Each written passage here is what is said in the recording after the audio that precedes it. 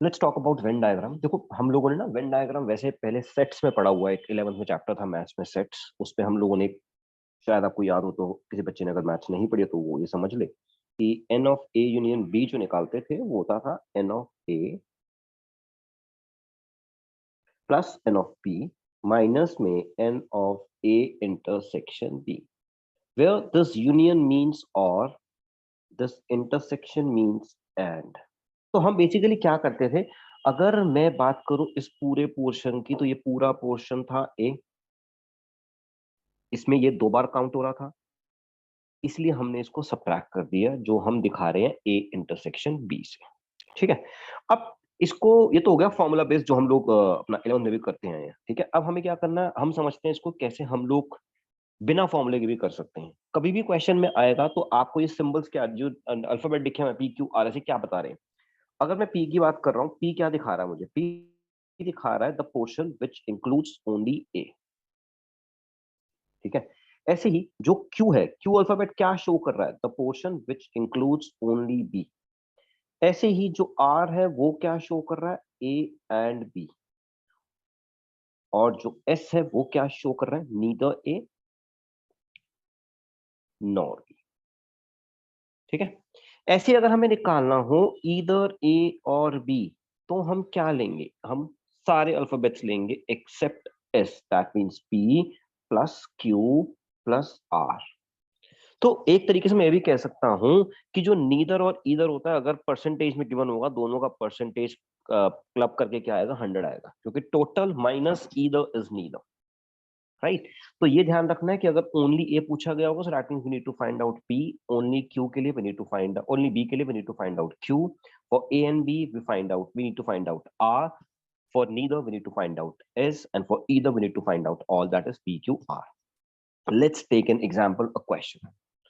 See, question में आपको साफ साफ गिवन है, यहाँ पे गिवन है, इन अ town 65% people watch the news on television, 40% read a newspaper and 20% do both. As I told you, सबसे पहले क्या करेंगे हम लोग, बोथ वाला करेंगे। तो यहाँ पहले था बेटा टीवी वाला, ये है न्यूज़पेपर, कह रहा 20% डू बोथ, यहाँ पे आ गया 20%। ठीक है, 65% people watch the news and television, तो ये कितना आ गया जी, 45, बिकॉज दिस टोटल इज 65, जिसमें से 20 ऑलरेडी आ चुका है, तो ये कितना आ जाएगा, 45। 40% read a newspaper, 40% read newspaper, so that means ये जो न्यूज़पेपर वाला सर्कल है, this whole is 40%, 20 ऑलरेडी आ चुका है, तो हम कितना लेंगे यहाँ पे, 20। अब क्वेश्चन देखो, पहला क्वेश्चन है रीड न्यूज़पेपर ओनली, तो newspaper only means this portion, so that means the answer for this is 20%. Next, watch news on television only, only television is 45%, so this comes up to 45%. Do either, either का मतलब क्या था, मैंने कहा था जो भी सर्कल के अंदर आएगा सारा लेके चलना है, तो 45 plus 20 65, 65 plus 20 is 85%।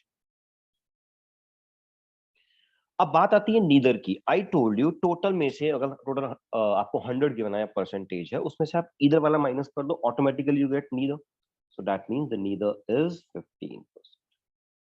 So you can easily do the question by putting the values in the figure. Don't need to learn the formulas. ठीक है, ऐसे ही बात करते हैं 3 वाले फिगर की, आ जाते हैं 3 वाले पे जंप करते हैं। देखो 3 वाले के फिगर का फॉर्मूला और भी मुश्किल होता था, n of A union B union C अगर हमें निकालना होता था, तो हम लिखते थे n of A plus n of B plus n of C minus में n of A intersection B minus n of B intersection C minus n of C intersection A, plus करते थे तीनों का इंटरसेक्शन। ये तो हो गई वही बात जो आपको बता रहा हूँ कि फॉर्मूले में कैसे आप कर सकते हो, बट मैंने आपको भी बताया कि फॉर्मूले के बिना भी क्वेश्चन कर सकते हैं, इसमें भी कर सकते हैं। वो कैसे करेंगे, ध्यान से देखते हैं। मान लो अगर आपको निकालना है only A, so only A means the portion which includes P. ध्यान से देखो, ये वाला जो पोर्शन है, ये पी वाला, ये आपको क्या दिखा रहा है, the portion which includes only A. ऐसे ही अगर आपको बोला जाए ओनली बी, तो ओनली बी का मतलब क्या है, सिर्फ ये वाला portion, so that means this Q denotes only B. ऐसे ही आपसे कहा जाए कि आपने निकालना है ओनली सी, तो only C means the portion which includes this, यानी कि आर। तो पी क्या शो कर रहा है? Only A. क्यू क्या शो कर रहा है? Only B. और सी आर क्या शो कर रहा है? Only C. अब क्वेश्चन में कभी आपसे अगर पूछ ले ए एंड बी, तो ए एंड बी का मतलब क्या है? The intersection of A and B, you can easily see that is S plus V. कई बच्चों को कंफ्यूजन होती है कि यार एस होना चाहिए क्योंकि वी वाला पोर्शन तो सी में आ रहा है, बट यहाँ पे ना ए एंड बी का है। लेकिन अगर उसने कहा होता A and B but not C, तो सिर्फ एस आता। ठीक है, क्योंकि इसके अंदर सी वाला पोर्शन नहीं आ रहा। ये बात ध्यान रखना, ये गलती बच्चों से होती है हमेशा।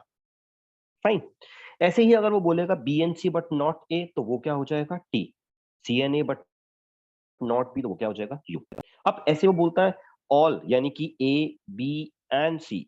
ए बी एंड सी का मतलब क्या हो जाएगा? सारे का कॉम्बिनेशन। कॉम्बिनेशन मतलब सारों का एक कॉमन। कॉमन क्या है?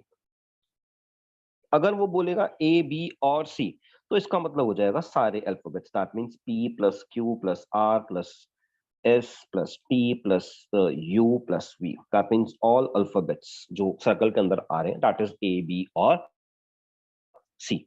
और नीदर की बात करेगा, तो नीदर की बात करते हुए हमें ध्यान रखना कि बाहर क्या है। देखो सपोज मान लो अगर यहाँ पे लेके चलता कि बाहर एक डब्ल्यू गिवन था, सो टोटल में से अगर मैं ये माइनस कर दूं, अंदर वाला डब्ल्यू ही आ जाएगा।